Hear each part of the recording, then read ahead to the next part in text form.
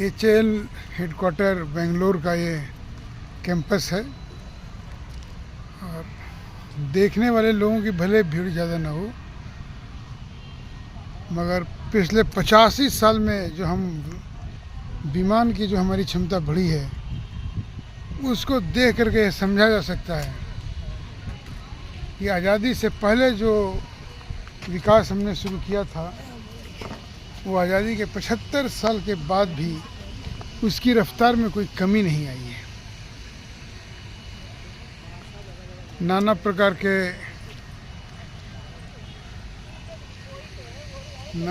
के जो विमान हैं जो अब नहीं है यूज में, उसका एक मॉडल रखा गया है। संग्रहालय है 1940 से लेकर के 2025, यानी 85 साल में हमारी विमान क्षमता किस तरह डेवलप की है उसका एक छोटा सा विहंगम चेहरा यहाँ प्रकट होता है।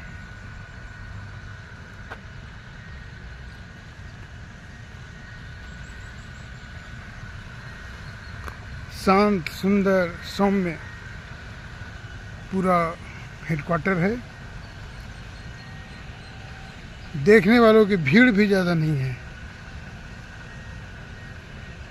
और ये B597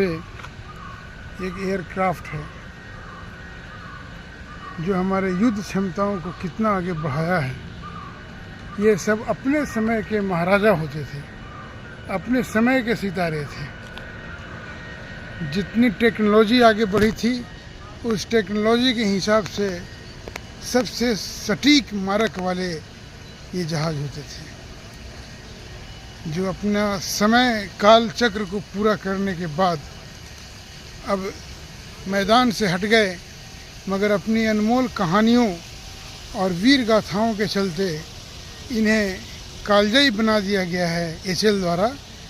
और ये अब म्यूज़ियम का रूप ले लिए हैं ताकि लोग इसे देख करके उनके कार्यकाल में इनके वीरता के बारे में जान सके कि ये अजीत का क्या काम होता था, ये लक्ष्य का क्या काम होता था। इसके अलावा और भी आगे जितने भी जो विमान हैं, ये छोटे विमान हैं, लड़ाकू विमान हैं, मारक विमान हैं, इन सब की युद्धों में कैसी कैसी भूमिका रही है। 1962 के चाइना युद्ध में, 1971 के पाकिस्तान युद्ध में, 65 के पाकिस्तान युद्ध में, करगिल युद्ध में, ये हमारे वीर नायक हैं जिनके बूते ही हमने न केवल जंग लड़ी थी, जंग जीती थी, बल्कि दुश्मनों के दांत को भी खट्टे किए थे। अपने समय के ये महाराजा हैं, अपने समय के पराक्रमी। ये हर विमान का एक इतिहास है और हर विमान की अपनी वीर गाथा है। एचएएल ने यह दुर्लभ मौका प्रदान किया है आम लोगों के लिए इन विमानों को सार्वजनिक प्रदर्शन में रह करके, म्यूजियम में रह करके, संग्रहालय में रह करके, कि लोग अपने बीते हुए समय में जब टेक्नोलॉजी भारत में उतनी नहीं थी तब भी ये कितने बड़े थे, मारक थे, सटीक वार करते थे। आज जबकि इलेक्ट्रॉनिक और डिजिटल युग में कहीं से कहीं हज़ारों किलोमीटर दूर वार किया जा सकता है, परमाणु बम से किसी को तबाह किया जा सकता है। युद्ध अब बड़े मैदान का रण क्षेत्र न होकर के अब सिकुड़ गया है। किसी को बर्बाद करने के लिए कमरे से परमाणु बम का बटन दबा देना काफ़ी है। लेकिन जब युद्ध होते थे, जो युद्ध के मैदान होते थे, तो उस समय के ये सब नायक थे, यही सब जांबाज थे जिनके चलते न केवल भारत का सिर ऊपर रहा, बल्कि एचएएल ने जो जो अजीत को बनाया या जिस भी लक्ष्य को बनाया या KH-2001 को बनाया, LCA को बनाया, इन लोगों ने अपने समय के महान नायकों का रोल अदा किया है और जिनके बूते भारत का सिर कभी नीचे नहीं झुका। इन विमानों, हम किसी शहीद के बारे में जानते हैं कि उन लोगों ने क्या क्या वीर गाथाएँ की है,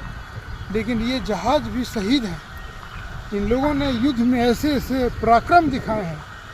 कि जिनको जानने की ज़रूरत है कि एक इस विमान कि क्या मारक क्षमता थी और किस किस युद्ध में कैसी भूमिका रही है, यह जानना भी बड़ी आवश्यक है कि आज संग्रहालय में जो निस्तेज ये पड़े हुए हैं उनकी अपने पराक्रम काल में कैसी वीरता रही है। एचएल की यह भूमिका बड़ी सराहनीय है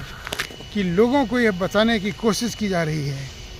शायद एचएल द्वारा भी विमानों के लिए भी कुछ परिचय होगा, इनका बायोडाटा भी होगा कि कब बनाए गए, कैसे बनाए गए, किन क्षमताओं से बनाए गए और किस किस युद्ध में कैसी कैसी भूमिका अदा की और कितने समय तक ये एक्टिव रहे।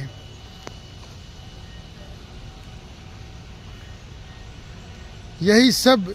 एचएल की भूमिका है। एचएल हमारे भारत, आज़ाद भारत की वीरता का एक ऐसा केंद्र है जहाँ पर हम निश्चिंत रहते हैं कि हमारे देश में एचएल एक्टिव है, एचएल सक्रिय है और एचएल के वैज्ञानिक नाना प्रकार के विमानों का कल्पना करते हैं, उसे सृजन करते हैं, जिससे हम न केवल सुरक्षित रहते हैं बल्कि भारत का सिर भी, मस्तक भी ऊंचा रहता है। एक विमान और है,